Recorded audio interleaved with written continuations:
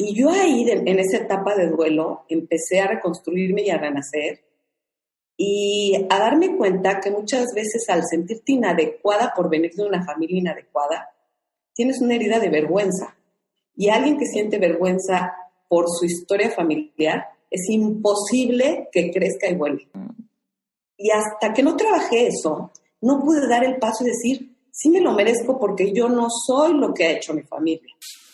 Yo soy lo que yo he hecho por mí, pero lo que me faltó o lo que me avergüenza de lo que ha sucedido, pues esa parte la tengo que trabajar y superar yo, porque no me puedo quedar colgada de una rama por algo que no hice yo. Reinvéntate. Empieza por tu mente, tu corazón y tu espíritu. Eres perfecto y eres perfecta tal como eres. Solo tienes que darte cuenta. Libérate de tus complejos, de tus creencias limitantes, crea tu vida y recibe todo lo que necesitas. Asume ya la identidad de quien anhelas ser. Yo soy Esther Iturralde, Life Coach Espiritual. Este es un espacio seguro para que recibas las herramientas, las epifanías y los parteaguas para que de una vez por todas te liberes del deber ser social, cultural o religioso. Mi misión es abrir brecha, hacer las preguntas incómodas para que conectes contigo y con Dios. El resto lo decides tú. Te tengo un episodio que te va a súper impactar. Te voy a presentar a Ana Goffin. Ella es maestra en salud mental, es psicoterapeuta, escritora y speaker. Es apasionada por la psicoeducación y el empoderamiento femenino. Mira, este episodio estoy segura que te va a sorprender. Ana Goffin es una mujer fascinante que tiene una historia de impacto. Ha pasado por muchas circunstancias de dolor y todas las ha convertido en un mensaje poderoso para ayudar a otros. Ana tiene muchos libros escritos y te tengo una noticia increíble. Mira, si tú estás escuchando este episodio durante el 13, 14, 15 o 16 de mayo del 2020, tienes que checar las notas del episodio antes de que se te olvide, porque vas a poder descargar el libro más nuevo de Ana Goffin. Su libro se llama Cómo desaparecer a una ballena. Es un libro que te va a fascinar, está disponible en Amazon de manera gratuita en el formato digital. Así que vete a las notas del episodio, dale clic en el link, sigue las instrucciones que ahí están para que antes de que esta promoción se acabe, puedas descargar el libro y lo puedas leer. Ahora sí, vámonos con el episodio. Estoy segura que te va a inspirar, te va a abrazar, te va a dar contención y sobre todo te va a mostrar lo que es posible hacer cuando pasas por dolor, por pérdidas, por confusión y sobre todo por una etapa de viajar hacia adentro sin prisas, entendiendo que el conocimiento personal es un proceso de toda la vida.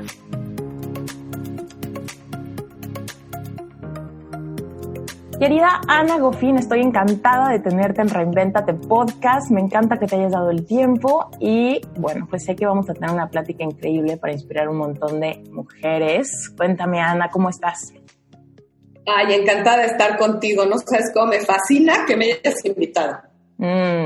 Pues vienes súper recomendada, porque déjame decirte que desde el momento en el que yo te empecé a seguir en Instagram fue porque andaba yo en Miami. Y después de haber conocido en persona a Ingrid y demás, pero fíjate que la chava que me estaba maquillando me dijo, oye, ¿conoces a Ana Goffin? Y ya después le dije, no, a ver, cuéntame quién es. Y en ese momento, mientras me estaban poniendo las pestañas postizas, estaba yo metiéndome a tu Instagram y ya después llegó Ingrid y le dije, oye, cuéntame de Ana. Y en ese momento fue que te mandé el primer mensajito. Pero para que sepas que por ahí tienes un club de fans en el equipo de Ingrid. ¿Sabes qué? Son lo máximo y de verdad no sabes qué lindas son cuando voy. Son como mi familia de Miami. Me dicen, si te vas a vivir, extrañarías. Y yo digo, no, porque hay gente tan linda. Hay latinos que son adorados, así como tú viviendo en Las Vegas, ellas en Miami. Y yo conocí a la maquillista de Ingrid, que es una monada, para el evento de la Fundación Cala. Ella me maquilló y ella, fíjate lo que ha sido en mi vida, la causalidad, ¿no? Que te pone personas enfrente que te van a conectar de una manera muy especial. Ella me maquilló para lo de la fundación, Y de ahí me dijo a Ingrid, oye, fíjate que Ana me regaló un libro, el de la ballena. Y a través de ese libro llegué con Ingrid y después Ingrid se enteró que yo había estudiado trastornos alimentarios y por eso llegué como coach para sus Fabulosa y Fit. Padrísimo. Sí. Oye, a ver, para que la audiencia no se nos empiece a perder, y ahorita los vamos a linkear con cómo fue, ¿no? Que seguramente ya escucharon el episodio de Ingrid, que fue uno de los más padres, y luego me vieron que me fui a Miami a hacer esto de también darles unas clases especiales a su reto, y ahí fue que me enteré de ti y demás. Pero cuéntanos a la audiencia quién eres y a qué te dedicas hoy en día, como un poco para empezar a hacer una línea del tiempo en ingeniería en reversa. Sí. Mira, yo primero estudié Relaciones Industriales y trabajé en recursos humanos 12 años. En México. En México y con mi esposo, en la empresa de mi esposo. Pero trabajábamos Semana Santa, Navidad, todo, porque yo hacía las nóminas. Pero mi oficina era como un consultorio, yo no era terapeuta todavía. Yo iba a estudiar originalmente psiquiatría y me aceptaron en Bélgica en la Universidad de Lovaina y no me fui porque me quedé aquí por el novio. Y entonces estudié Relaciones Industriales y cuando me casé empecé a trabajar. Llegué de la luna de miel y me acuerdo que me dijeron el lunes vienes a trabajar. Y yo, ¿cómo? Sí, yo voy a hacer la de recursos humanos, porque no había en ese momento nadie. Y pues crecí con la empresa. Pero llegó un momento en que dije, yo voy a estudiar lo que yo quería. Y fue cuando empecé a estudiar psicoterapia, Gestalt, hice varias especialidades, después ya hice mi maestría en salud mental, puse mi consultorio, estudié la especialidad en trastornos del estado de ánimo y ansiedad, trastornos alimentarios, parejas, y ya me seguí estudiando. Pero para la tesis de maestría tenía que escribir algo sobre amores caóticos yo quería hablar de eso por mi historia personal, pero tenía que escribir algo en relación a pareja para la tesis. Y de ahí salió el libro de Brujas o Histéricas, porque cuando entrego mi tesis me dicen, oye, escribe un libro que sea accesible en lenguaje, ¿no? Que era un libro lacaniano, ¿no? Que era un rollo que no iba a entenderle a nadie. Ese fue tu primer libro. Ese fue mi primer libro. Dinos de nuevo el nombre.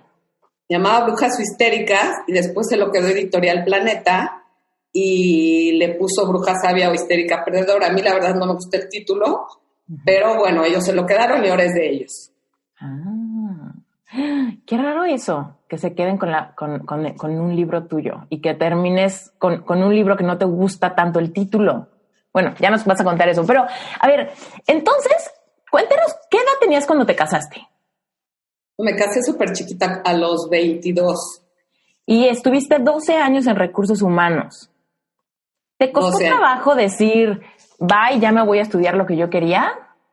Muchísimo trabajo, porque de entrada, a ver, yo iba por medicina en un inicio, ¿no?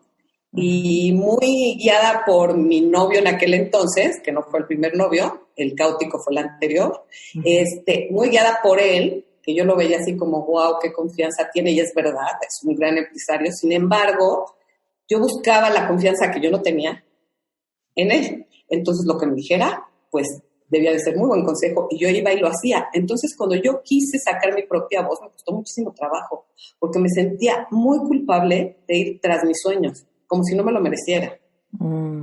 Y de ahí salió el libro de La culpa tras la ventana, que son cuentos de una niña que no tiene alas para volar, metafóricamente, porque vive haciendo lo que se espera de ella. Eso, fíjate, es una de las preguntas más recurrentes que me hace la audiencia, como un poco, ¿cómo le hago para empezar a creer que me lo merezco? ¿No? Como que ya entendí que el merecimiento es esta capacidad de creer que yo lo valgo y que yo puedo y etcétera. Pero me dicen, pero ya que te das cuenta que no lo tienes, ¿no? A pesar de que lo quieras, ¿cómo lo empiezas a activar, ¿no? Pequeñas decisiones, ¿cómo empezar a confrontar esos miedos como de estoy siendo desleal o estoy siendo malagradecida o qué tal que me aviento y fracaso y luego me dicen, ¿no? Que por qué lo hice o etcétera, ¿no? Pero también está el otro miedo de decir, es que si ya le invertí tanto tiempo a una profesión diferente, ya estoy demasiado grande para cambiar, o ya es demasiado tarde, o qué van a decir si no me sale, o etcétera, ¿no? O simplemente esta sensación de que de que si ya le invertiste 12 años a algo, ya no lo puedes desaprovechar, ¿no? Porque todo lo que construiste, ni modo que lo desaproveches, ¿no? No lo tiras, porque yo creo que yo aprendí muchísimo. A ver, esa estructura que yo tengo y que me ayudó a estudiar de la manera en la que estudié, la aprendí trabajando y aprendí a trabajar ahí porque, a ver, como te digo, yo en Año Nuevo no podía salir, tenía que pagar vacaciones. Me unió mucho como pareja, me dio mucha seguridad para desenvolverme, pero yo seguía haciendo lo que debía hacer. Pero sí tuve una crisis personal que me ayudó a dar el brinco, porque fue una etapa en la que nació mi primera hija, después perdí 4 bebés, después se murieron mis abuelos, que yo crecí con mis abuelos, cuando mis papás se divorciaron, se murieron mis abuelos, y después vino el suicidio de mi papá, que fue fuertísimo. Y yo ahí, en esa etapa de duelo, empecé a reconstruirme y a renacer, y a darme cuenta que muchas veces al sentirte inadecuada por venir de una familia inadecuada, tienes una herida de vergüenza. Y alguien que siente vergüenza por su historia familiar, es imposible que crezca y vuelva. Y hasta que no trabajé eso, no pude dar el paso y decir, sí me lo merezco porque yo no soy lo que ha hecho mi familia. Yo soy lo que yo he hecho por mí, pero lo que me faltó o lo que me avergüenza de lo que ha sucedido, pues esa parte la tengo que trabajar y superar yo porque no me puedo quedar colgada de una rama por algo que no hice yo. ¿Sí me explico? Ana, cuéntanos, ¿cómo se siente la vergüenza? ¿Cómo podemos identificar si nosotros, ese momento quizá en el que por primera vez sentimos vergüenza y cómo empezar a reconciliarnos con esto para empezar a sanar quizá esas heridas y empezar a llegar a esa conclusión tuya, ¿no? De, pues es que lo que hizo alguien más no es algo que yo tenga que cargar, pero ¿cómo empezar ese proceso reflexivo de encontrar esa vergüenza? Te tienes que dar cuenta primero que culpa y vergüenza son primas hermanas, pero no son lo mismo. A ver, la culpa la siento por algo que yo hice y me hago responsable de eso que hice. Y tiene que ver con el hacer, pero la vergüenza tiene que ver con mi ser. Entonces es una herida muy profunda. La vergüenza la siento cuando lo que yo soy literalmente me apena o me avergüenza. ¿Y cómo te empiezas a dar cuenta? Porque te vuelves complaciente, porque no pones límites, porque dejas que los demás pasen sobre tu persona porque tú no mereces. Y el merecimiento está directamente relacionado a la vergüenza. Uh-huh. Atrás de alguien que siente que no merece, hay un niño avergonzado o herido atrás, siempre. Uh-huh. Totalmente de acuerdo contigo. ¡Oh, qué fuerte! Ok. Híjole, regrésanos entonces a estos momentos. Nace tu primer bebé, después perdiste 4. 4. ¿Cómo viviste eso? Cuéntanos, Ana. Fíjate, en ese momento, yo les digo, a ver, mi reacción de sobrevivencia, muy neurótico, porque siempre hacía lo mismo, ¿no? Yo hacía como si no pasara nada. Me puse una máscara, seguí trabajando, seguí funcionando, bueno, porque también el ambiente necesita de tu persona. Tanto era en mi trabajo, como en mi casa, como mi hija, que es un poco más chica que tú, pero bueno. Uh-huh. Eso lo requiere el medio ambiente de ti. Y tienes que ponerte las pilas porque no te queda de otra. Sin embargo, yo no había aprendido que yo tenía que darme un tiempo para vivir y asimilar eso. Pero la vida me empezó a poner las cosas y los retos para que yo tuviera en algún momento que detenerme y decir, a ver, yo no puedo vivir fingiendo que estoy bien si no me siento bien. Oye, Ana, y esto, por ejemplo, en pareja, ¿cómo se vivía esta situación? ¿Había comunicación al respecto o los dos traían su propia máscara de todo está bien? Los dos traíamos la nuestra. Mi esposo, el trabajo, para el hombre muchas veces es más fácil vivir el duelo porque está inmerso en un trabajo más tiempo que tú cuando tienes hijos. Yo trabajaba mediodía en mi casa y para ti es más confrontante porque tú estás más tiempo contigo. El hombre tiene esa capacidad de poderse evadir porque no está educado ni alfabetizado emocionalmente. Y eso sin contar todo el cambio hormonal, tu cuerpo, etcétera, ¿no? Claro, y para ellos, en ese momento, y lo hemos platicado mucho, para él no era como era para mí, porque a mí me metían en cama. Yo sí sumo lo que estuve en cama, estuve 1 año en cama. Uh-huh. Y además era algo inmunológico que no tenía nada que ver con que me metieran en cama. Entonces, fue un tiempo muy, muy difícil para mí. Siempre he tenido su apoyo porque la verdad tengo un tipazo de marido, pero en ese momento él dice que le ayudó mucho a vivirlo el hecho de que yo funcionara normal. Entonces, de cierta manera, yo sostuve la relación con una fuerza que era completamente irreal. Que evidentemente no es sustentable, ¿no? No es sustentable ni puedes vivir así, porque además me dediqué, como yo era inadecuada incluso como mujer, porque a ver, en la cultura en México es muy importante el papel de la madre y el valor de la mujer en función de cuántos hijos tiene y de que sea, sobre todo en ciertos sectores, ¿no? Casas, tienes que tener hijos y es como una historieta ya predeterminada que yo no estaba cumpliendo y se esperaba de mí. Incluso con mi familia política, ellos esperaban que yo hiciera eso. Y al no hacerlo, pues me veían así como, no es la adecuada para... Y hay vergüenza, ahí hay vergüenza. En esos... Tengo vergüenza. Claro, por eso tengo un libro que se llama Brujas Sabias, Suegras Felices, que es sobre la independencia familiar y el trabajo que cuesta lograr tu independencia como pareja, además de tener una relación colateral con la familia política. Wow. Que todos los temas se van entremezclando, ¿estás de acuerdo? La pareja, la familia, el desarrollo personal y todo esto pues influye en nuestra vida. Qué fuerte. ¿Cuánto tiempo aguantaste esta máscara de todo está bien y soy funcional? ¿Cuánto tiempo pasó ahí? Yo creo que pasaron, ya de ese momento, bueno, de que me casé y trabajé todo este tiempo, en el que no volé, digamos, sino que hice lo que se esperaba de mí, pasaron como 12 años. Todos los años que te aventaste trabajando en recursos humanos. Sí, y cuando me empezó a pasar todo esto, yo dije, ahorita es el momento de cambiar. Además, nació mi otra hija, que se llevan 10 años, y en ese momento dije, aquí mi vida cambia, yo me voy a dedicar a estudiar y a hacer lo que yo quiero. Y entonces fue el momento en que me dediqué de lleno, de verdad. A ver, no era ya tan joven. Sí era joven, a ver, tenía 34 años, la verdad es que... Pero bueno, no es la edad en la que tradicionalmente estudias. Y ahí empecé a cambiar mi vida. Dejé la oficina, te lo juro, lloré muchísimo porque pues era mi rutina, mi vida, estaba acostumbrada.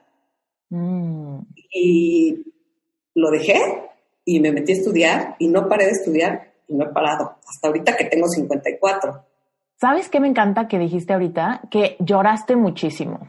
Porque mucha gente me dice, es que no puedo parar de llorar. Y entonces ahí viene el sabotaje de, mejor me regreso. Porque si estoy llorando tanto, quiere decir que esto es malo, que esto no es para mí, que aquí hay dolor, que mejor me regreso. Y ahí viene como este sabotaje racionalizado de llorar significa dolor. ¿Y por qué soy masoquista? Mejor me regreso a mi casa, ¿no? O me regreso a mi trabajo, me regreso a mi zona de confort, lo que sea.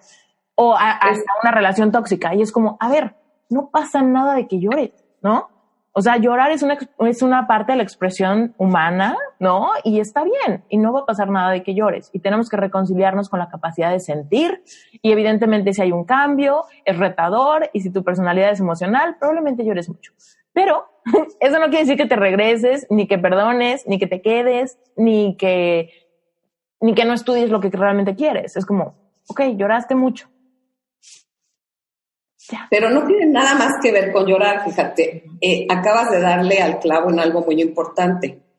Cuando tú estás en una situación que no te gusta, en el papel de víctima, que hablo mucho en el libro de Brujas sobre el papel de la víctima, es yo me quejo y estoy en un lugar que no me gusta, pero no me muevo del lugar. Tal vez no tengo las habilidades, pero tengo algo muy importante que se llama ganancia secundaria y eso equilibra mi insatisfacción.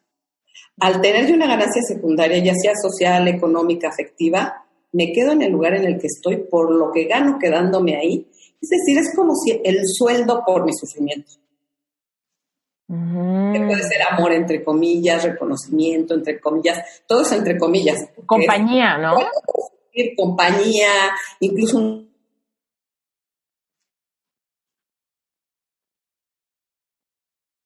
es exactamente lo que te atora para quedarte donde no quieres estar. Cañón. A ver. ¿Te me estás cortando?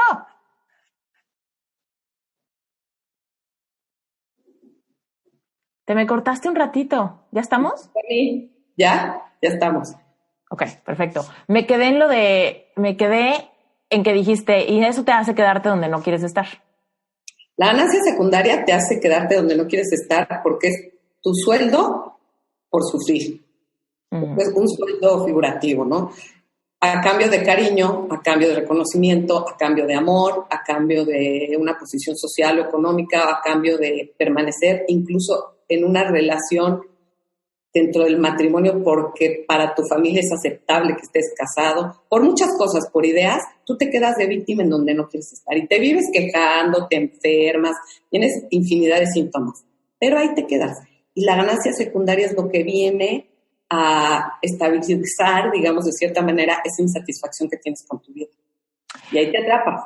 Oye, Ana, ¿y cómo darnos cuenta que quizá en algún área de nuestra vida nos estamos estancando por esa ganancia secundaria? ¿Cómo identificar que es secundaria y que no realmente es algo que valga la pena o que realmente vaya alineado con nuestra, pues con lo que de verdad queremos de la vida, con lo que de verdad queremos del amor o con lo que de verdad queremos de nuestra profesión, vocación, etcétera? O sea, ahorita seguramente alguien nos está escuchando que dice, ok, yo no estoy tan encantada con algo o tan encantado con algo de mi vida.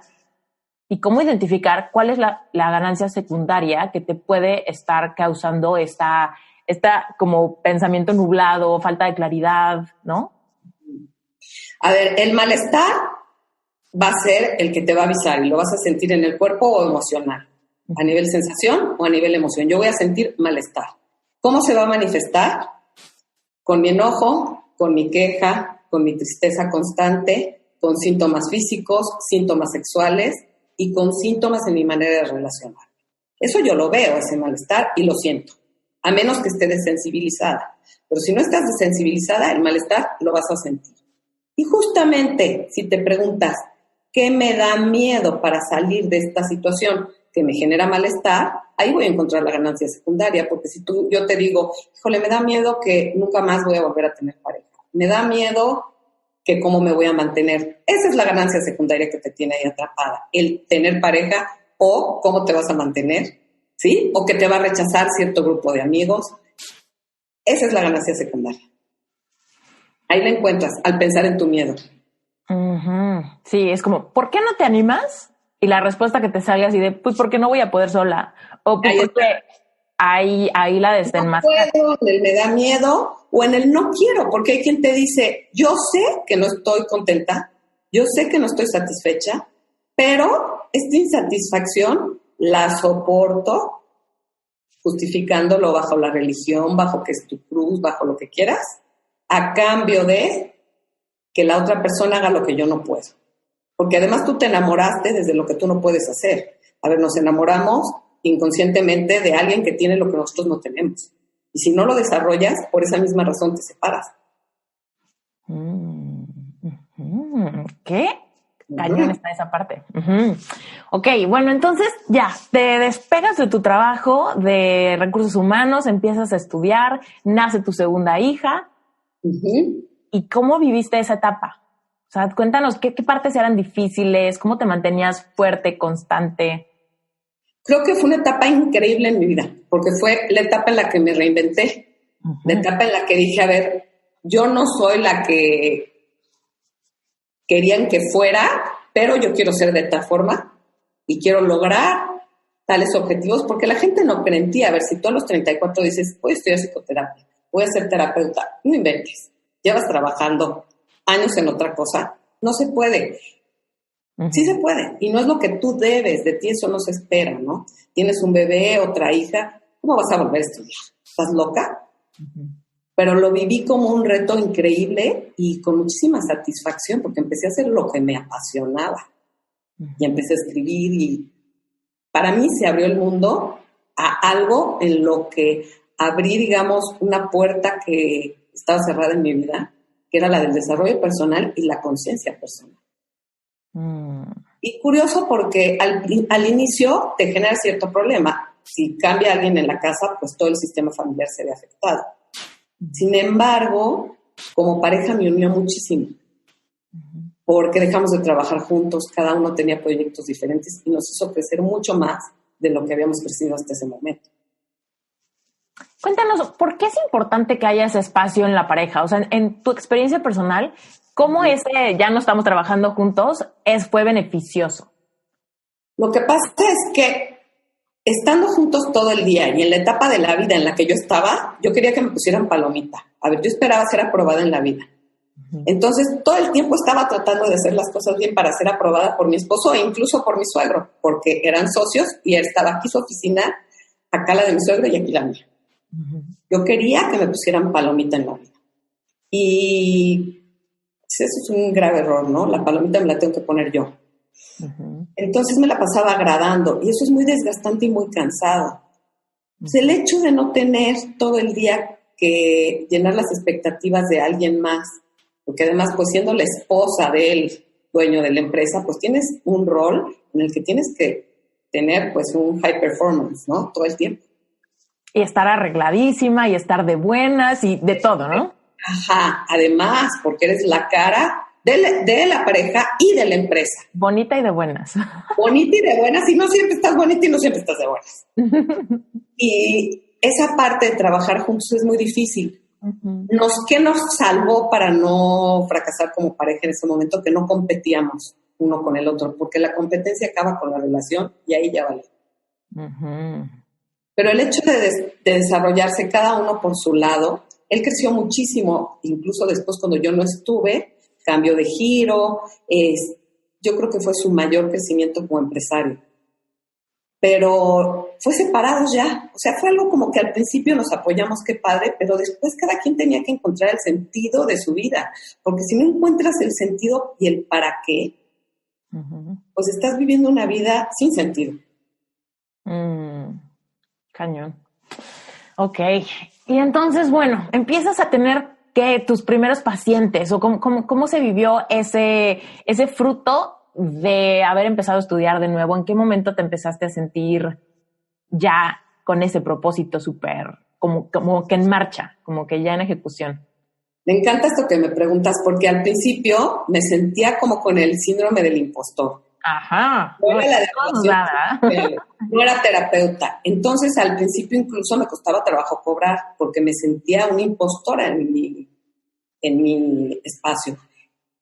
De hecho, yo creo que por eso estudié tanto, porque yo tenía que demostrar que sí, era competente. Me pasó una cosa muy chistosa. Hace poco mi hija hizo una fiesta de Halloween y como mi consultorio es junto a mi casa y hay un jardín donde luego hacemos fiestas, que está junto al consultorio, usaron el baño de los hombres, usaron el baño de mi consultorio de la sala de espera. Y en eso entro a ver si hace falta algo y veo a un chavo con 2 cubas así en la mano. Le decía al otro, de veras, güey, qué miedo que esta vieja sea tu mamá. De todo lo que estudió y nosotros no tenemos ni uno.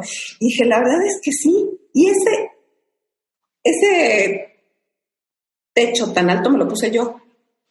Me lo puse yo porque, para las que nada es suficiente, ¿no? Exactamente. Yo tenía que saber y no ser una terapeuta normal. Yo tenía que estudiar mucho más que todas porque yo en el fondo me sentí una impostora. Como para compensar algo.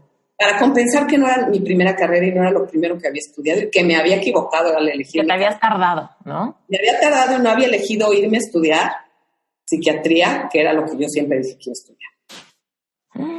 Como que me castigaba. Y es cuando te autocastigas, porque cuando te sientes culpable, te regresas al autocastigo y te castigas tú solito. Y eso es terrible. Fíjate, ahorita me estás acordando. Ve, yo salí de la prepa y me fui a un internado a Estados Unidos y perdí un ratito en estudiar, ¿no? Primero iba a perder un año nada más. Yo iba a entrar a estudiar diseño gráfico en México. Pero me fui a este internado y después cuando regresé a México después de un año había problemas económicos en mi casa. Entonces no pude entrar a la universidad y entré a trabajar a Starbucks. Ese fue mi primer trabajo en la vida. Sí. Y me acuerdo que en Starbucks me quedé trabajando 3 años. Entonces imagínate, 3 años más el año que me fui al internado, pasaron 4 años. 4 años que mis amigos que entraron directo de la prepa a la universidad ya estaban en 8º semestre y yo en nada. Entonces me acuerdo que ya cuando iba a poder entrar a la universidad, cometí un error, que fue, me metí a estudiar traducción, que era como lenguas extranjeras, metido con un montón de cosas como para ser perito traductor y demás, pero como que yo había estado en Estados Unidos, entonces hablaba bien inglés, toda mi vida estudié en el Liceo Mexicano-Japonés, entonces hablaba japonés, entonces dije, de algo me tiene que servir esto, pero yo siempre había querido estudiar diseño gráfico, entonces en mi mente dije, a ver, me pongo a estudiar esta carrera los primeros 2 años, después meto también diseño gráfico, me aviento 2 años con 2 carreras al mismo tiempo y luego me quedo 2 años más estudiando diseño gráfico ya que me haya graduado de la otra carrera y entonces en 6 años voy a salir con 2 carreras y entonces solo así me voy a sentir bien con mis amigos de antes, ¿no? O sea, porque yo decía, sí, porque yo perdí 4 años y todos ellos me llevan la delantera y solamente metiéndome 25 obstáculos y cruzando la meta después voy a sentir que estoy a la par. Obviamente fue un tremendo error porque duré un semestre en la primera carrera y no pude, o sea, me estaba matando. Terminé tardándome otro año más en por fin meterme a estudiar diseño gráfico, solamente para graduarme y después de 3 años de graduarme encontrar que mi verdadera vocación era ser coach. Pero, no, pero es como... Esto que dices es interesantísimo porque nosotros hacemos un guión de vida. Por donde nacemos, por cómo nos educan y por el medio en el que nos desenvolvemos. Tu guión de vida se relacionaba con el orden de cómo tenía que ser y debía de ser tu carrera, en relación a tus amigos y a todo. Tú te haces un guión de vida y ese guión de vida, si tú no lo tienes consciente, se vuelve en la fuerza psicológica que te mueve para ir hacia X lugar y hacia todos los lugares, elegir pareja o lo que sea en la vida. Es la fuerza psicológica que determina tus decisiones. Sin embargo, si tú esa fuerza psicológica no le das una nueva forma, como se la diste tú al descubrir tu vocación de coach, pues esa fuerza psicológica te va a llevar a hacer toda tu vida lo que no quieres hacer ni lo que quieres ser. Sí, porque hay una lealtad extrañísima a lo que acordaste en tu mente, ¿no? Lealtades familiares y sociales. Yo cambié un montón, pero me acuerdo que yo decía algo tremendo. Yo decía, cualquier persona que cambie de carrera o de religión está en el hoyo. O sea, yo pensaba, si cambias de carrera o de religión está en el hoyo porque solamente es una muestra de tu poquísimo carácter. Eso es lo que yo pensaba, ¿no? De tu poquísimo carácter y de cómo nunca estuviste firme en algo, ¿no? O sea, si vas a cambiar, quiere decir que todos los años de atrás estuviste en la lona, ¿no? Entonces, imagínate, esa creencia, me acuerdo que yo cuando me acerqué con mi papá a decirle, ya me quiero dar de baja de traducción, me acuerdo que lloré muchísimo. Y él lo único que me dijo, la verdad, súper buena onda de mi papá, me dijo, ya sabía. Y yo, ¿y por qué no me dijiste? Y me dijo, ay, porque seguramente no me ibas a hacer caso. Y yo, entonces me dejaste perder un semestre más de mi vida después de que ya había perdido 4 años. Y él así de, ya te vas a meter a lo bueno, o sea, o a lo que de verdad quieres. A él le daba lo mismo. Y un poco yo creo que a mi papá le daba lo mismo porque decía, igual que te vas a casar con alguien y vas a dejar de trabajar. Eso ese era como también el código significado de mi papá de no darme dirección, fue porque para él decía, lo que sea que estudies es como para entretenerte en lo que te casas. Visión de mi papá, ¿no? Muy para allá. Mi visión era, si cambias de opinión, es que tu opinión nunca valió la pena anyway. Y yo hoy es como, no sé, después de haber llorado mucho y de haberlo vivido en carne propia y de haber encontrado que los cambios son los que te hacen como madurar y te dan inteligencia emocional y te acercan a la capacidad de sentir, ya hoy es como, ya no quiero hacer algo, o sea, siempre puedes cambiar de opinión, o sea, me polaricé y ahora es como todo el tiempo tienes el derecho de cambiar de opinión. Es que es un derecho, a ver, y no nos enseña ni el derecho a renunciar, ni a cambiar de opinión, ni a abandonar a alguien, ni a cambiar de camino. Y esos 4 derechos hablan de salud mental. ¿Por qué? Porque una mente flexible puede cambiar y moverse y ejercer roles muy diversos. No que estés perdido y no sepas quién eres, pero una mente que se puede adaptar a los cambios como los que estamos viviendo ahorita y te adaptas al entorno y a la situación, no porque cambies de manera de pensar, porque eres adaptable y eres flexible. Eso habla de que no hay rigidez mental y emocional y es salud mental. Sí. A lo que ahora le llamamos mucho fluye, ¿no? O sea, esta capacidad de fluir a veces se escucha muy fácil, pero es súper difícil de desarrollar, sobre todo porque somos bien tiesos. O sea, los seres humanos somos bien duros con nosotros mismos, ¿no? Como mi creencia. Si cambias de opinión es que siempre has sido un perdedor. Y es como, ¿qué te pasa? ¿De dónde saqué esa idea? ¿Quién sabe? A lo mejor alguna vez se lo oí decir a alguien que respetaba mucho. No me acuerdo que haya sido mi papá, pero pues, ¿quién sabe? Mira, para salir, yo me imaginé cuando era pequeñita, emocionalmente, yo era una mujer pequeñita, aunque mido unos 70, ¿no? Uh-huh. Y en el libro de la ballena, que ahora se va a empezar a promocionar en Estados Unidos el libro, se llama Cómo desaparecer una ballena, planteo que cuando yo me sentía pequeñita me imaginaba que adentro de mi cabeza había una cajita de cristal y yo estaba dentro y vivía contenida por los vidrios de esa pared. Y para salir y volar, como te lo comentaba, y cambiar y crecer y contactar con mi poder personal, pues tenía que salir de esa caja. ¿Pero qué hay que trabajar para salir de esa caja? Pues las lealtades familiares, ¿no? Uh-huh. Porque a todos nos gusta que nos pongan palomita y no nos gusta que nos resten en el balance de la familia. Uh-huh. Pero bueno, no todo te funciona. Hay que trabajar con las creencias irracionales, que me imagino que tú como coach sabes muchísimo de eso, limitantes e irracionales. Trabajar en tu historia personal, en esa fuerza psicológica, que es el cuento que te cuentas de tu vida, pero te puede atorar porque no lo has podido ver desde otro lugar. Las etiquetas que te has puesto y que si las trajeras en una playera, ¿qué sentirías de caminar en la calle con la etiqueta que te has puesto aquí, no? Te tengo la mejor noticia del mundo. Quiero que conozcas mi proyecto más ambicioso, algo que ha estado en el horno por años y que por fin está viendo la luz. Mi nueva certificación para Life Coaches. Se llama Sherpa Certification y es una certificación de Life Coaching que incluye trabajo energético, espiritual, basado en la experiencia vivencial. Incluye técnicas de Life Coaching, física cuántica, mindfulness y self-compassion. Sherpa Certification es un programa de 8 meses que te va a capacitar para que te conviertas en Life Coach y para que crees tus propios protocolos basados en las experiencias vivenciales que has tenido. Mira, es muy buen momento para contarte esto porque Ana Goffin es el ejemplo claro de una persona que ha transformado sus experiencias vivenciales trascendidas en su propio mensaje. Es el tema de sus libros, es el tema de sus terapias, es el tema de sus conferencias, es el tema que trae aquí para ti en este podcast, porque hay muchísimo valor en la empatía que se siente cuando hay alguien que ha pasado por el dolor que quizá están pasando otras personas.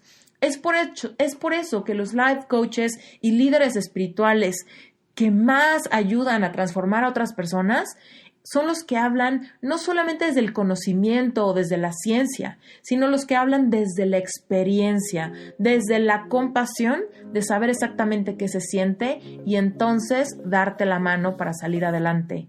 Un coach Sherpa básicamente es un coach espiritual que te ayuda a través de su propia experiencia a encontrar la luz del otro lado del túnel. Si tú te has preguntado si tienes vocación de life coach, yo te invito a que vayas a las notas del episodio, busques la liga, le des clic y te enteres exactamente de qué incluye Sherpa Certification. La primera generación está por abrir sus inscripciones. El 22 de junio del 2020 inicia este ciclo de la primera generación. Como te dije, Sherpa dura 8 meses, es una certificación intensa y quizá es para ti. Si sabes que tienes una diferente vocación, si sabes que quieres un cambio, si sabes que estás listo o lista para compartir un mensaje poderoso, no lo dejes pasar. Propongo varias cosas para trabajarlo, trabajar con tu sombra e ir sacando así la manita de la caja de cristal hasta que logres romperla ecológicamente, porque no se trata de decir, ¡ay, soy yo para romper la caja! Y darle la torre a todo lo que has creado en tu vida. También a los lazos que has creado. Hay que hacerlo con psicología y con inteligencia emocional, no nada más a lo tonto, aventarnos. Porque eso es un acting out, no es un cambio verdadero. Cuéntanos, cuéntanos más a qué te refieres cuando dices trabajar tu sombra. Sí, toda esa parte no reconocida que no me gusta de mí y que veo en todos los demás, pero de mí no me gusta, yo digo, es tu pantano. Si yo te pidiera que pusieras adentro de un pantano todo aquello que no te gusta de ti y lo escribieras, tal vez ahí lo aceptes más. Inseguridades, miedos. O igual que no soportas a la gente mentirosa y tú eres medio mentirosa, no te estoy diciendo que tú lo seas. O yo no soporto a alguien que veo muy seguro, pero es porque yo no puedo contactar con lo mío. Como la frase tan trillada de lo que te checa, te choca, pero hay que afrontar todo eso que no me gusta de mi personalidad, porque somos polares. Y en el momento en que yo acepto que tengo habilidades, pero tengo cosas que también son mis pocas fortalezas, pues empiezo a ver la parte dual de mi vida, ¿no? Ok, soy fuerte, pero también soy vulnerable. Soy linda, pero también puedo ser horrible. Y las dos cosas forman parte de mi persona y las tengo que integrar, porque si no las integro, me polarizo. Y pasa justo lo que me decías, que tú te fuiste por un guión de vida en el que tenías que hacer una carrera, en 4 años ser como tus amigos. Y si cambiabas de opinión, eras un loser. Sí. Entonces, el integrar las polaridades es justamente eso. ¿Cómo voy a ser flexible si no me doy cuenta de que, ok, me equivoco, pero también tengo aciertos? Que son las dos cosas. Sí, fíjate, el otro día estaba grabando un episodio donde menciono que, o sea, todas las características o incluso las emociones polarizadas es como los dos lados de una moneda. O sea, es como, no puedes tener una moneda de solo un lado. No puedes, ¿no? Entonces, si tú te bloqueas a nunca sentirte triste, pues entonces también te estás bloqueando a nunca sentirte súper feliz. Si tú te bloqueas a que nunca nadie te rompa el corazón, tampoco nunca vas a poder vivir un amor como el que sueñas. Eso es como, a ver, entiende. Si tienes una moneda y solamente quieres un lado, te quedas sin moneda, ¿no?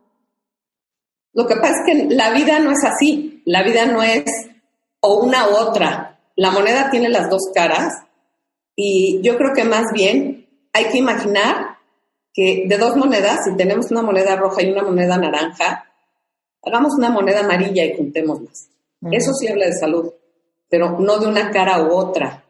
Yo necesito de ambas cosas, de lo que es considerado emociones malas, porque así me lo enseñaron, o cualidades negativas que así aprendí, y lo positivo, porque realmente no es que sea bueno, nada de lo que siento es bueno o malo, las emociones son señales. Y también los pensamientos y las ideas. Entonces hay que integrarlas, no digo equilibrarlas, sino integrar ambas en mi lenguaje emocional y en mi lenguaje racional. Sí. Y aprender a solamente ver lo que es, ¿no? Sin tener que decidir, esto está feo, ¿no? Es como, a ver, sí es. Ya, esto es, ¿no? Siento vergüenza, es vergüenza. Siento tristeza, es tristeza. Ahorita con la pandemia, a ver, imagínate todas las emociones que sentimos. Yo digo, es como un elevador de emociones y vamos subiendo del sótano al penthouse todo el tiempo. Y además, si estás en una casa con muchos, pues unos están en un piso y otros en otro. Uh-huh. Todas estas emociones así son, no son buenas o malas. ¿Qué es lo que es inadecuado o poco funcional? La manera en la que yo las pongo afuera. Uh-huh. Como esa emoción que me conecta con una necesidad, por ejemplo, tengo miedo, me tengo que proteger. Cómo el miedo o me paraliza o me enojo o me estreso y reacciono muy mal con los demás. A ver, ahí es donde está la parte que no es funcional, no que sea buena o mala, sino la manera en la que yo llevo al afuera lo que siento adentro. ¿Sí fui clara? Sí, que muchas veces somos reactivos, ¿no? En vez de decir, a ver, lo puedo ver, puedo decidir intencionalmente cómo expreso, cómo trasciendo, cómo vivo esta crisis, o simplemente reacciono de golpe con mi primer instinto ante esto que me está haciendo sentir incómodo. Exactamente, responder y reaccionar no es lo mismo. Uh-huh, uh-huh, claro. Ah, qué fuerte. Ok, regresémonos a tu línea del tiempo. Empezaste a escribir Cuéntanos cómo se te dio a ti. ¿Es un talento que tienes desde siempre? El hecho de que te puedas expresar muy bien en forma escrita. ¿Cómo fue que empezaste a desarrollar esta disciplina? Me imagino que se requiere mucho para escribir tanto. Cuéntanos un poco esa parte, ¿cómo se empezó a ver? Bueno, soy súper lectora desde niña. En mi casa todos leían. Vengo de una familia muy culta en la que los temas de la mesa no era de los demás, ni se criticaba. Acuérdate que crecí con mi mamá y mis abuelos. Uh-huh. Entonces, en mi casa no se hablaba, ni se criticaba, ni se decían groserías en la mesa, porque mi abuelo cogía su plato y se iba a la cocina. Entonces, hablaban o de lo que leían, o de política, o de historia. Entonces, eso me enriqueció mucho. Y además, pues cuando me aburría, soy hija única, pues sacaba libros y me ponía a leer. Y yo creo que eso desarrolla tu habilidad para escribir y para meterte en las historias. Y pues después cuando estudias, pues la estructura de los trabajos y todo eso te ayuda a escribir, porque para escribir necesitas estructura. Uh-huh. Y me encanta ver, mi abuelo de hecho escribía poemas, uh-huh, y mi papá también. Y mi papá incluso fue profesor en Lovaina, era doctor en economía y ya de grande, retirado, dio clases en la universidad en Bruselas. Entonces, es algo que lo traigo muy de familia, pero que también me fascina y la verdad yo creo que sí es una habilidad que tengo, uh-huh, y aproveché. Claro. Nos dijiste que cuando estabas graduándote tuviste que escribir tu tesis de un tema de amores tórridos o algo así, ¿no? No, nos dieron a escoger qué queríamos, ¿no? Y yo dije pareja, porque la orientación de la maestría en salud mental era psicoanalítica. Yo dije pareja. Entonces, mi tesis se llamaba Tratado de los amores caóticos y el sufrimiento crónico desde una visión psicoanalítica, así se llamaba. Y de ahí salió Brujas Histéricas. ¿Por qué? Porque yo veía en mi consultorio que la gente de verdad sufría mucho por amor. Que la mayoría de las consultas eran por cosas relacionadas a la pareja, o a la falta de pareja, o a la violencia de pareja, o a la relación de pareja. Sí. Y en esa tesis lo que hice fue dividir las personalidades desde donde elegimos pareja, y realmente lo de brujas e histéricas es una metáfora, ¿no? Lo de brujas desde la sabiduría de las brujas al inicio de la historia.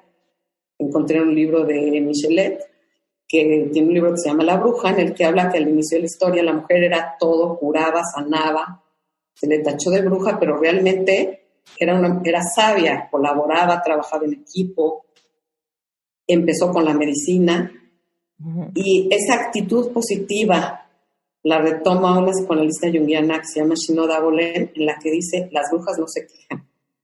Y esta es la sabiduría de la mujer. A ver, yo no me quejo, me hago responsable de mi vida. Y aunque quiera vomitar todo lo que no me gusta, escríbelo en un papel, pero no vivas quejándote, ¿no? Claro.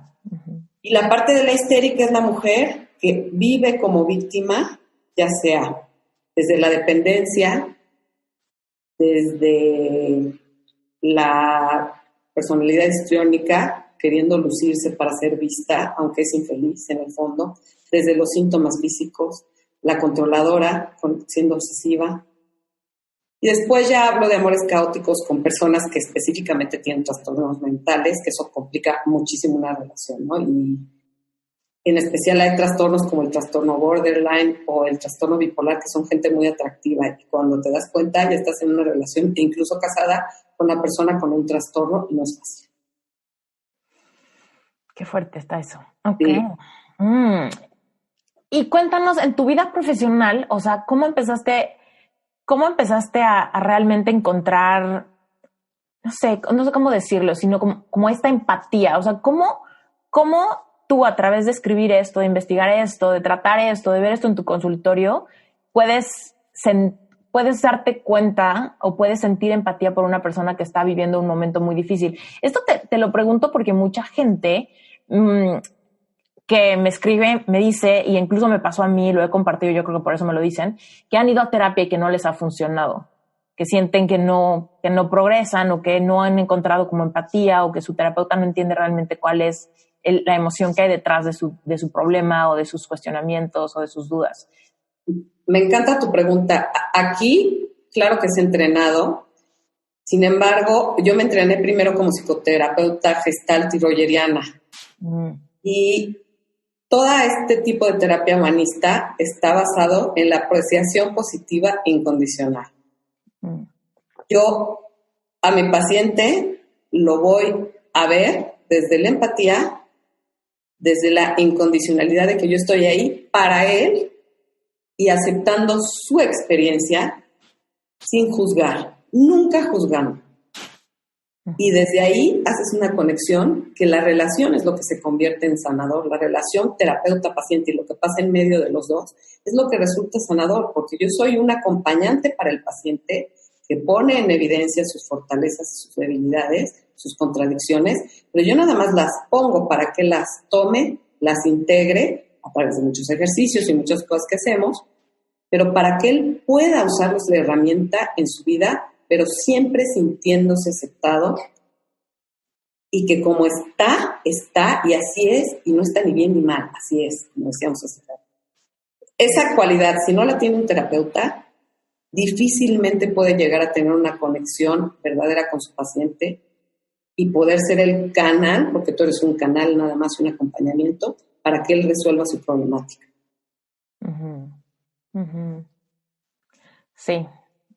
Sí, totalmente. Fíjate, cuando yo fui a terapia, me acuerdo que, o sea, toda mi historia, mi verdadera vocación y todo eso salió a raíz de una depresión amorosa muy fuerte, que me dejó embarrada 1.5 años en mi cama sufriendo porque había perdido al que yo pensaba era el amor de mi vida. Sí. Incluso de ahí surge un curso que tengo de 9 semanas que se llama Epic Heart, que literal es para sanar un corazón roto después de una gran decepción amorosa. Sí. Y me acuerdo cuando yo fui a terapia, fui con un terapeuta que literal era como de mi edad, era hombre y como que siento que no resonaba. O sea, siento que quizás su personalidad era mucho más práctica, pero yo de verdad veía como él pensaba, bueno, ¿y por qué? ¿Y por qué sigues sintiendo lo mismo? ¿No? Él me preguntaba, ¿pero por qué sigues sintiendo lo mismo? Y evidentemente no era malo, ni cruel, ni nada conmigo, pero yo sí veía un gesto como de que me estaba inspeccionando un científico y se había encontrado un bicho raro. Y no, entonces lo veía como con mucha curiosidad al respecto de cómo funcionaba mi mente, pero no sentía que hubiera como ningún tipo de empatía de decir, sí entiendo, ¿no? Sí entiendo que es normal o algo así. Cosa que a mí me frustraba mucho, porque aunque disfrutaba un poco el desahogo, pues salía como muy cansada. Salía como muy siento que me están como diseccionando. Te estaba analizando, no estaba siendo empático. Y no salgo mejor armada, ¿sabes? Era como que me esparces en 1000 pedazos y cuando ya se acaba la sesión yo tengo que recoger mis piezas, irme a mi casa, ¿no? Y volver a regresar, volver a ser inspeccionada, ¿no? A ver, para desahogarte te vas a tomar un café con una amiga, ¿estás de acuerdo? Pues fíjate que en ese momento de mi vida, esos momentos me empezaron a cansar mucho. Y la gente me empezó como un poco a dar la vuelta. Me acuerdo que, o sea, yo podía hablar y hablar y hablar. Y ya llevaba... Es una postura de víctima, que yo empiezo a reproducir eso doloroso y me cuelgo de ahí, no hay quien me mueva. Y lo sigo haciendo de la misma manera.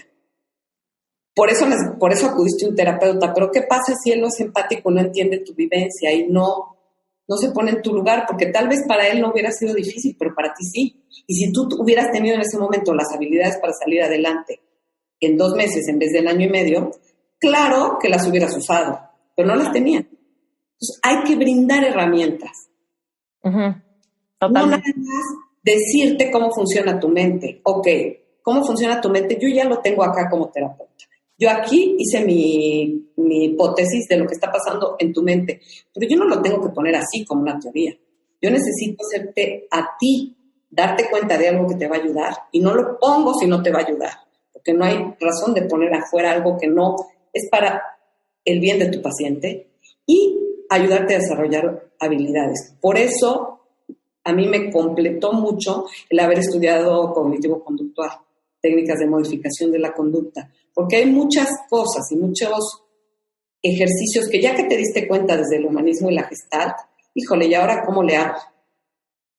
Entonces, también los terapeutas tenemos un compromiso muy grande Y esto ya no es desde el síndrome del impostor, sino desde la responsabilidad que tienes de tener una persona enfrente, de decir, tengo que tener herramientas al servicio de mi paciente de muchos lados, no una sola. ¿Por qué? Porque no sé qué necesita. A ver, si tienes un adicto enfrente y quieres usar una terapia psicoanalítica, pues no te va a funcionar. Lo que tienes que hacer en ese momento es seguir el by the book en adicciones, y eso es cognitivo-conductual. Apoyarte en un psiquiatra, etcétera. Y ese tipo de formación también te ayuda para padecimientos específicos. Para superar una relación como te pasó a ti, es completamente trabajar con habilidades y sentimientos y con la historia de vida. Porque desde esa historia de vida elegiste a esa pareja y desde esa historia de vida te quedaste así, unida a una persona que ni siquiera era positiva para ti. Uh-huh. Sí. Sí, cañón. Ok, quizá en un momento lo fue, ¿no? Pero pon tú, yo tenía una historia de pensar que era muy difícil encontrar el amor de tu vida y que solo hay uno, ¿no?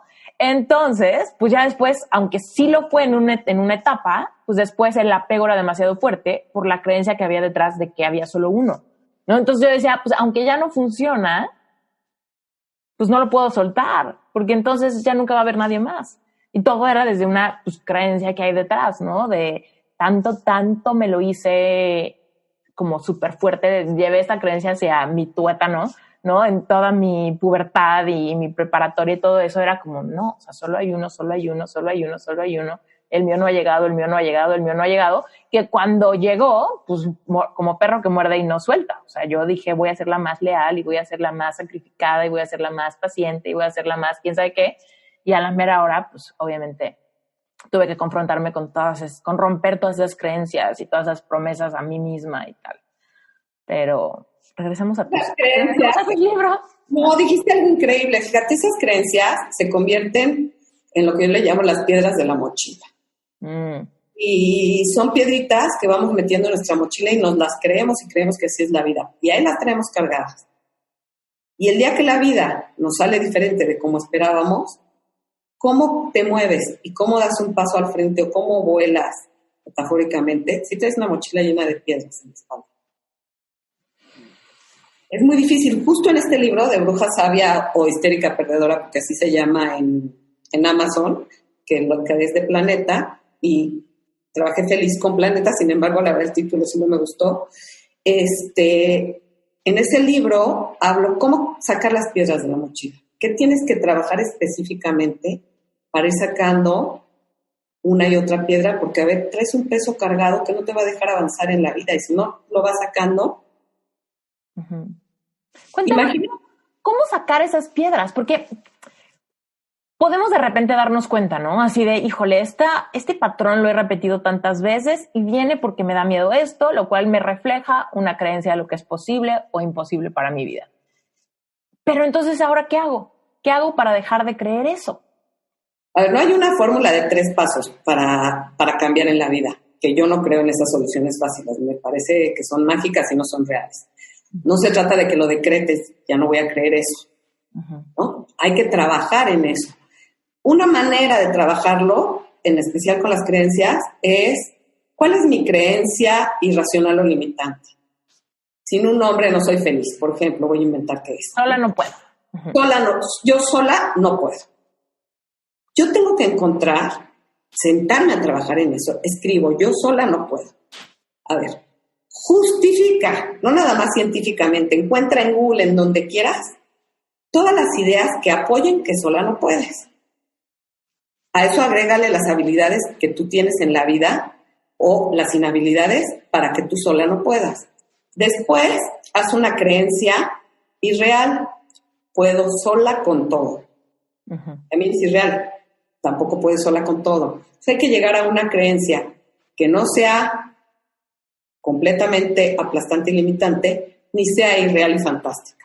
Una creencia en medio es, a veces no puedo sola, sin embargo me puedo fortalecer para ser autodependiente. Es muy diferente que decir no puedo sola. Claro. Pero tienes que trabajar en la creencia. Justo eso es lo que hace en la terapia. A ver, esta creencia me limita y tú lo debes saber como coach, pues trabajemos en esa creencia. A ver, justifícame por qué esa creencia es verdad. Y tú misma te das cuenta de lo ridícula que es. Claro, sí, sí, totalmente. O sea, no puedes solamente dejar de creer algo. Tienes que encontrar qué vas a creer en vez de eso, ¿no? O sea, es como si yo todos los días digo que yo soy súper gorda, no puedo dejar de creer que estoy gorda. Entonces, como, ¿qué prefiero creer en vez de Pero eso? no es al extremo. Hay que encontrar una creencia que sea neutra y que sea realista. Sí, porque si crees el extremo, tu mente la va a identificar como un sueño guajiro. Y si tu mente la identifica, no, si yo digo, es que estoy súper gorda, y digo, bueno, voy a decidir que prefiero creer que soy la mujer más hermosa del mundo, no penetra mi mente, porque mi mente dice, eso es un sueño guajiro. Entonces inmediatamente queda como ignorada dentro de mi mente. Es muy buena observación, porque además todo lo que es fantasía, y todo lo que me fumo y mis sueños guajiros están en el cerebro medio. Y eso empieza a generar incluso sufrimiento, porque cuando yo veo la realidad, mi cerebro vive una fantasía, eso me genera muchísimo sufrimiento cuando me confronto con lo que está pasando afuera.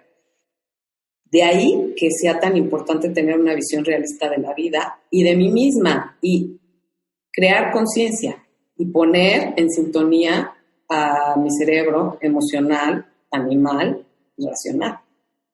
Pero, ¿cómo, por ejemplo, ahí, o sea, cómo poder definir qué es realista? ¿No? Porque hay veces que, por ejemplo, hay cosas que para mí son súper realistas de lo que yo puedo lograr y que hay personas que me han dicho, Esther, es que para mí eso que tú dijiste es guajiro. O sea, tenemos que entender que lo realista realmente todo depende desde los ojos que lo... Justo parte de lo que lo que a ti no te ayudó a hacer clic con tu terapeuta es que él no se metió a tu realidad. Y él quería desde su realidad que tú tomaras una decisión de la tuya. Cada quien tiene su realidad. Sin embargo, cuando algo es muy guajiro, hay que ponerlo así para volverlo neutro, más que realista. Tú tienes tu realidad y yo tengo la mía, y va a ser imposible que todos vivamos lo mismo. Tú me dijiste cuando estábamos platicando antes de empezar el programa, a mí la pandemia me ha servido porque se detuvo el tiempo y he podido avanzar en muchas cosas. Hay a quien el hecho de que se detenga el tiempo lo vuelve loco. O le dan ataques de pánico por lo que estamos viviendo ahorita, y sé de varias personas que han ido a dar a urgencias en esta misma semana con ataques de pánico pensando que es un infarto. Esa es su realidad. La tuya es que increíble que se detuvo. Las circunstancias de todos son distintas y entender las circunstancias de las personas es básico. Sí, muy de acuerdo contigo. Ah, qué fuerte. Ana, cuéntanos más de tu vida. A ver, empiezas a tener tus propios clientes, empiezas a escribir. Cuéntanos todo lo que haces hoy en día. Por ejemplo, das conferencias, etcétera. Cuéntanos cómo se empieza a dar esto en tu vida y cómo se vive, cómo se siente encontrarte tan llena de compromisos, tan llena de cosas que te incentivan intelectualmente. ¿Cómo se siente eso? Es increíble, pero es un proceso. Yo, de hecho, el consultorio, ahorita solamente estoy dando consulta con un grupo que se llama Cerebro, que es para ayudar en intervención en crisis, pero ya no tengo un consultorio como tal porque me tomaba todo el día. Y los libros me llevaron a trabajar en algo que creo que todavía me gustaba más, que es con la gente y comunicar. Porque yo escribía, yo que ahí está el libro, pero el libro, pues, ahí está, pero hay que comunicarlo y hay que hablar de eso. Pero yo no sabía hablar en público y además me daba pena. Y no sabía ni cómo pararme en un escenario. Y justo por eso tengo tantas amigas en Miami. Porque yo ya iba a Miami desde antes, pero no con una finalidad, hasta que entré a estudiar con el... ¿Por qué ibas a Miami? Porque mi esposo iba por trabajo y yo me iba. De hecho, ahí escribía mucho, porque podía estar sola y tenía el tiempo y la conexión para sentarme a escribir. A veces me podía quedar sola 15 días escribiendo, porque sí necesitas el mood y que no te estén estorbando, porque la verdad es que todo el mundo te interrumpe. Claro. Necesitas estar... A ver, escribir es un trabajo solitario. Ya después difundir el libro es un trabajo completamente al revés. Entonces, esa fue la disyuntiva. Para escribir estaba en contacto conmigo y tenía que ir a mis habilidades internas pero para comunicar lo que había escrito tenía que ir a hacer. Y me metí a estudiar con Ismael Cala para certificarme como speaker. Y bueno, eso me abrió un mundo que desconocía y que me fascinó, que fue el dar conferencias, hacer talleres, porque todo eso lo aprendí ahí. Una cosa es ser terapeuta, que es un trabajo de uno a uno, y otra cosa es tener 600 gentes enfrente, es completamente distinto. Entonces, todo me fue llevando como a un camino nuevo y a un camino de reinvención, porque, ya llevaba con mi consultorio 14 años, muchos pacientes, muy contenta, pero los libros me estaban exigiendo hacer otra cosa. Y también fue difícil decir, se queda aquí la consulta, porque o doy consulta o doy conferencias y hago talleres. Hacer talleres de 2 días requiere de muchísimo trabajo anterior al taller, material, preparación. Pero también creo que hay que evolucionar, ¿no? Cuando estás en el área de salud mental, es no quedarme encerrada en mi consultorio, me necesito abrir al mundo. Y los talleres te abren a tener contacto con mucha gente, te sensibilizan, ves la historia de muchísimas personas, y las conferencias, bueno, pues me fascinan. Oye, y nos dices que tú vives en Miami una semana al mes. ¿Cómo se vive eso y a qué vas, qué haces, cómo funciona? Siempre voy a algo, o voy a estudiar algo, ya sea en Khan Academy, o a una entrevista, o a trabajar en un taller que tengo que hacer y quiero hacer, pero necesito encerrarme para hacerlo y necesito tiempo conmigo y ahí lo tomo. Bueno, la semana era antes de la pandemia, ¿verdad? Porque ahorita tengo casi 2 meses sin ir. Okay. Pero no sabes cómo lo extraño, porque he conocido gente tan linda de Venezuela, de Colombia, de Panamá. De hecho, el próximo libro, que se llama En la boca del cocodrilo, es un libro que por la historia de mi mamá de violencia intrafamiliar, decidimos abrir la historia, lo platiqué con ella y me dijo, sí, ya, cuenta la historia, porque yo tenía recuerdos, no quiero spoilear el libro, ¿no? Pero dije, voy a hablar de eso. Y pedí historias también de mujeres. Me llegaron más de 50 historias de violencia, incluso de algún familiar que ya habían matado a la mujer víctima de violencia. Entonces se llama En la boca del cocodrilo. Y a través de la gente que conocí en Miami, en una conferencia que di en Bruselas con 100 emprendedoras, conocí a Jackie, que es un encanto, que tiene una imprenta y una empresa de marketing que se llama Think Factor Media en Chicago. Y el libro lo voy a hacer con mi editor de México, que estoy con Libros del Marqués, en colaboración con ella. Entonces vamos al mercado hispano en Estados Unidos y en México, con ese libro de violencia, que es un tema ahorita muy importante. Y no nada más pongo la historia, todo está editado para guardar la identidad de las personas. Las tuve que clasificar porque muchas se parecían. Pongo la historia y abajo la parte psicoeducativa de esa historia. Para reinventarte y rescatarte de esa situación. Está cañón. Cuéntanos por qué llegarle a la comunidad latina en Estados Unidos. ¿De dónde viene esta idea? Es que, bueno, todo empezó cuando empecé a ir a Miami y empecé a conocer latinos. Y salí, tú que has vivido en México, México es como cerrado, ¿no? México es, no es ni siquiera bien visto para muchos que te dediques a ayudar a hablar de las mujeres, de los derechos de las mujeres, de la violencia, porque además no se espera que tú abras tu historia nunca, ¿no? Entonces, desde ahí, para mí fue muy fácil empezarme a conectar con gente de fuera a través de Miami. ¿Por qué? Porque cuando hago Cala 1, conozco a Vero Sosa, que es una mujer fuera de serie, la deberías de entrevistar, fuera de serie. Ella tiene un proyecto que se llama 100 emprendedoras latinas alrededor del mundo. Y ese proyecto apoya a las emprendedoras. Y ella me invita a una conferencia a Bruselas y veo que la comunidad latina en el mundo es enorme. Hay latinas en España, latinas en muchísimos lados. A ver, nunca me imaginé que en Bélgica, yo soy de origen belga, que hubiera tantas latinas. Y ahí empiezo a conectarme con latinas de otros lados del mundo y por eso me importa empoderar a la mujer latina en otros lados, porque creo que eso le da mucho sentido a mi vida. A ver, lo que me pasó, lo que viví, la infancia que tuve, lo que estudié, lo que aprendí al final, a mi edad, que ya llevo un camino recorrido, ¿por qué no compartir todo esto con mujeres que no le están pasando bien y necesitan el apoyo de alguien que estuvo en una situación difícil, pero ya salió de ahí y está en otro lugar? Totalmente, sí. Porque aparte ahí está toda la empatía. Cuando tú sabes que alguien vivió cosas similares, sabe lo que se siente, pero ya salió del otro lado del túnel, pues entonces me puede guiar, me puede decir dónde hay baches, dónde hay hoyos, dónde hay curvas, dónde hay atajos, ¿no? Y que yo pueda avanzar quizá más rápido.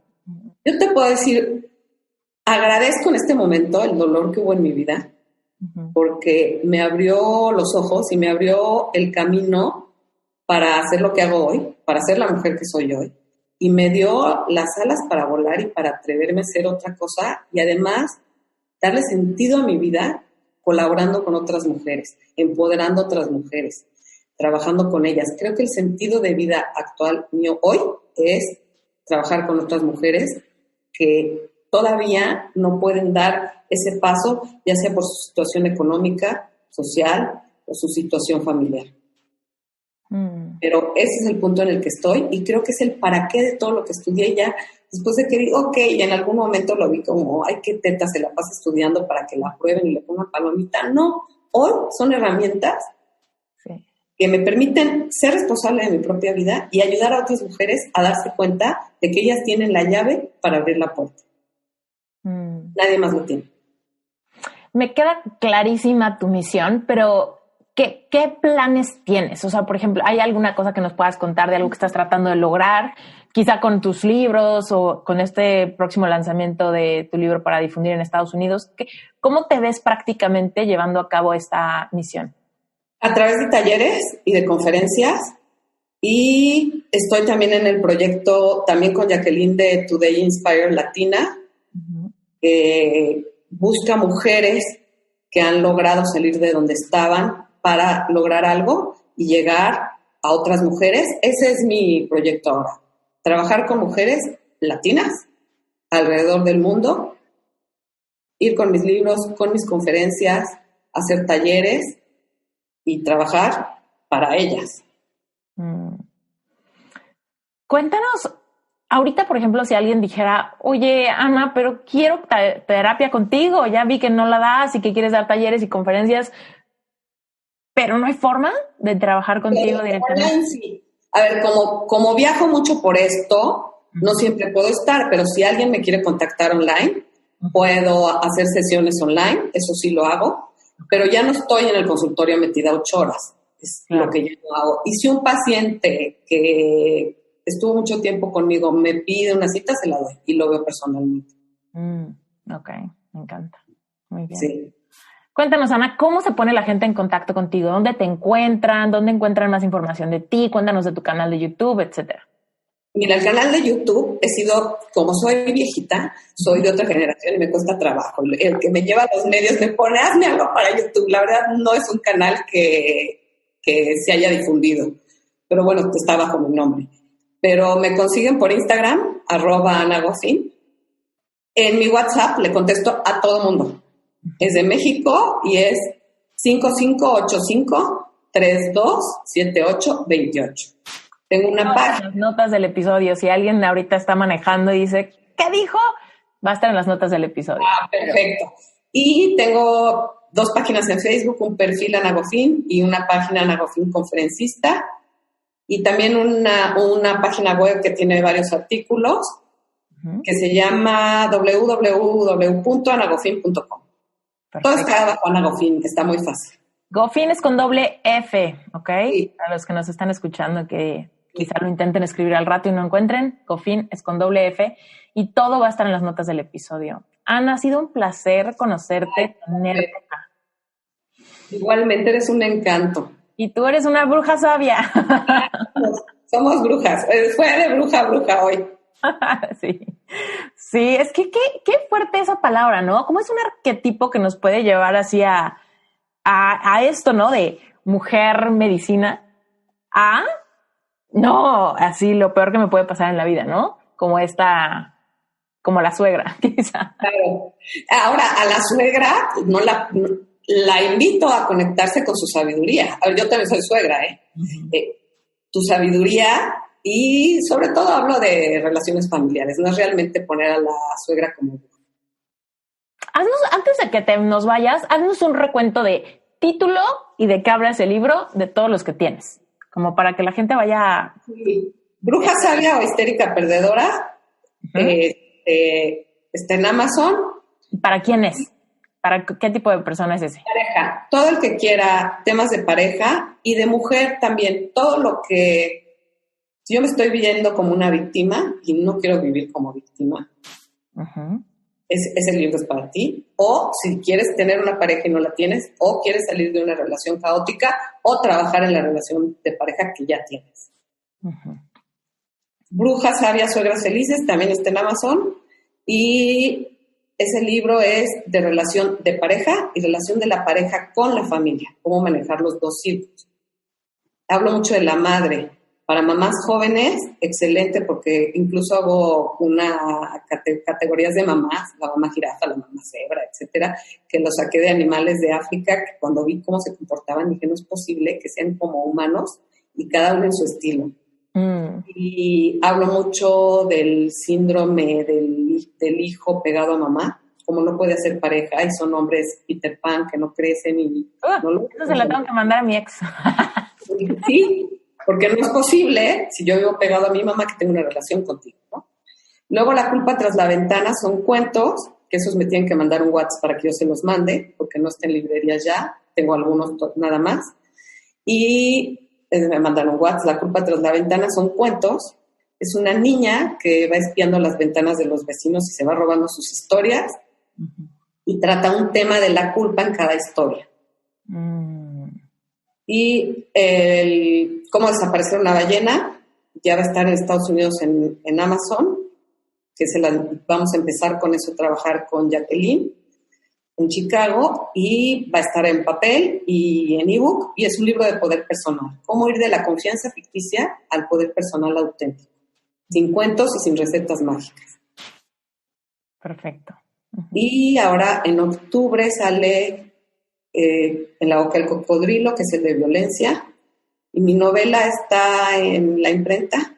Es una novela divina, a mí me encanta, es novela pero el trasfondo es psicológico, se llama La tinta de su piel, va a estar en ebook y en papel, pero es una edición especial, que es una edición preciosa de tapa dura, está hermoso el libro, tiene que ver con la identidad, con las lealtades familiares, con quién soy yo, con aceptarme como soy y con duelo. ¡Qué increíble! Este libro está padrísimo. Y pues ya, son todos. Oye, este episodio particularmente me ha servido cuádruple. Primero porque siento que tuve terapia, pero una de las razones es porque estoy a la mitad de mi libro. Y entonces escucharte de tantos y por todos lados y por tantas, como no sé, nada más imaginarme de ti aislándote y yendo hacia adentro y escribiendo tu libro, pero luego la otra parte y la organización y etcétera. Bueno, es inspirador y celebro contigo tantos. Me uno a esa energía para contagiarme de tu vibra para hacerlo para mí. Eres una bruja sabia, la tiene. A ver, de verdad la tiene, se ve. Y bueno, si te has atorado para terminarlo, estoy encantada a tus órdenes, pero de verdad, para terminar un libro, sí necesitas tu espacio y tu tiempo. Es muy difícil con el ruido. Tú estás casada, ¿no? Sí. ¿Tienes hijos? La cuarentena lo tengo aquí afuera. No. Okay. Bueno, esto te va a ayudar a que puedan tener sus espacios, pero cuando hay hijos, imagínate, yo ya nietos, o sea, empiezo a trabajar y ya tengo subido aquí por la paleta en mi oficina y todo, y los amo, pero el día que quiero escribir, no puedo tener a todos encima de mí. Claro.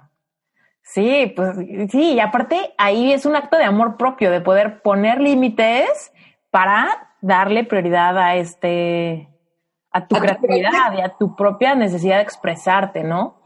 Pero si tú no te sientes adecuada y merecedora, nunca vas a encontrar ese tiempo. Y eso quiero que la audiencia lo escuche, porque, a ver, si tú no crees que tú vales y te mereces ese tiempo y no quieres menos a los demás porque te des un tiempo para ti, porque los quieres igual, pero también te quieres tú y estás tú primero para estar bien también para los otros.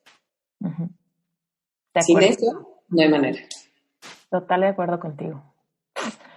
Hay que querernos mucho, de verdad. Y es un músculo, no es como de, yo ya llegué a quererme. No, a ver, o sea, es un músculo que no puedes descuidar nunca, ¿no? Nunca, mira, y lo digo mucho en el libro de la ballena, que, a ver, el título sale de una fábula, que en Florence, en Estados Unidos, encontraron una ballena en los años 70 que estaba muerta en la playa. Dijeron, ¿qué hacemos con la ballena? El video está en YouTube, se llama La ballena explosiva.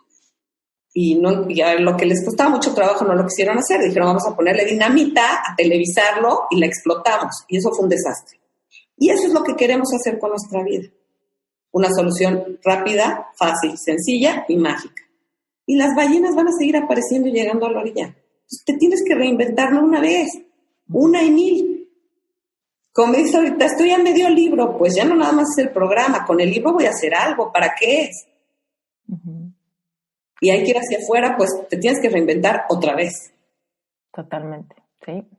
Abrazas a la ballena y vas para adelante de nuevo. Uh-huh. Totalmente. Y es que reinventarnos, lo digo seguido y no me voy a cansar de decirlo, o sea, es como, el nombre de Reinvéntate salió así porque no es una invitación a transformarnos en alguien que nunca hemos sido. Es como una invitación a invitarnos a transformarnos en quien siempre fuimos destinados a ser. Y ese es un viaje que dura toda la vida, ¿no? Acabas de darle justo al clavo. A ver, el poder personal, el sentido de vida, es un viaje de vida. Esto es un viaje al autoconocimiento. Uh-huh. Y si ese viaje, que es el más importante de tu vida, no lo empiezas, no hay manera. Y ese es un viaje que es un clavado para adentro, no es hacia afuera. Uh-huh. Totalmente. Es dar el brinco a ese viaje para reinventarme desde todo lo que hay dentro de mí, porque ahí está, pero no lo he visto. Uh-huh. Ahí está, exacto, ahí está, pero no lo he visto. ¿Sabes? Hay una, no me acuerdo dónde lo leí, pero decía que todas las estatuas griegas, ¿no? Todas estas estatuas en mármol hermosas, etcétera, son hechas de una sola pieza, ¿no? Y lo que me encanta es que esas esculturas hiperrealistas, hermosas, ¿no? Siempre estuvieron en el bloque de mármol. Lo único que pasó para que surgieran fue quitar todo el resto, ¿no? O sea, en realidad no es que se creó algo de cero, sino es algo que siempre estuvo ahí y que al soltar todas estas con cincelazos, ¿no? Todo esto que me sobraba, empieza a surgir una figura hermosa ahí abajo. Y siento que en este viaje al interior, a conocernos, es quitarnos etiquetas, máscaras, protectores, mecanismos de defensa y terminamos siendo nosotros esos escultores que tenemos un pinche pedazote de mármol, ¿no? Y que con ese trabajo interior y que con esa reflexión y con esa valentía vamos quitando cosas hasta que vamos haciendo una forma hermosa de nuestra vida. Que hay que deconstruir la vida. Uh-huh. Ese guión de vida, esa fuerza psicológica que tanto he hecho hincapié, uh-huh, es como una pieza de mármol fuerte que te rigidiza. Uh-huh. Si tú no la deconstruyes en pedacitos y adquiere una nueva narrativa ese cuento de tu vida o esa escultura que es tu vida, no hay manera de que salga algo nuevo. De algo tan duro como el mármol, o de una historia que es una fuerza psicológica rígida. Uh-huh. Sí. Que fluir duele, ¿no? Bueno, aprender a fluir duele, después ya no duele tanto, después ya es súper disfrutable. Tienes nuevas habilidades y vas abrazando lo que va pasando de un lugar muy diferente. Uh-huh. Con menos drama. Sí, menos drama y más placer. Sí. Qué increíble. Gracias, Ana, por haber estado en Reinvéntate. Gracias a ti. Eres un encanto. Lo mismo opino de ti. Gracias por quedarte hasta el final de este episodio. Estoy muy emocionada de que hayas conocido a Ana Goffin, no solamente porque es una mujer maravillosa, sino porque también es una experta invitada en la certificación que te conté en el intermedio. Sherpa Certification es mi proyecto más nuevo. Si tú crees que tú también tienes una historia que contar, si crees que tienes un mensaje que puede ayudar a otros, si estás decidida o decidido a ayudar a otros a subir la montaña que quizá tú ya subiste y ya conoces bien, esto es para ti. Mira, Ana Goffin tiene una historia poderosa personal de transformación y es por eso que muchísima gente conecta con esa vulnerabilidad, con esa empatía, con esa historia de transformación que evidentemente ayuda a otros a animarse a hacer lo mismo. Estas historias de de valor en medio del dolor o del duelo o de la pérdida son las que nos funcionan como espejo para saber que también es posible para nosotros. Si tú has pensado que quizá tienes una historia digna de contar y quieres capacitarte para ser life coach, por favor ve a las notas del episodio, dale clic, sherpacertification.com, regístrate para recibir más información. Y recuerda, el libro más nuevo de Anna Goffin está disponible de manera digital en Amazon, completamente gratis, 13, 14, 15 y 16 de mayo del 2020. Así que si estás escuchando el episodio en estos días, córrele, hay un link en las notas del episodio, descarga el libro de Anna Goffin y disfrútalo mucho, ¿ok? No te lo vayas a perder. Te mando un beso grandotote, yo soy Esther Iturralde y esto es Reinvéntate.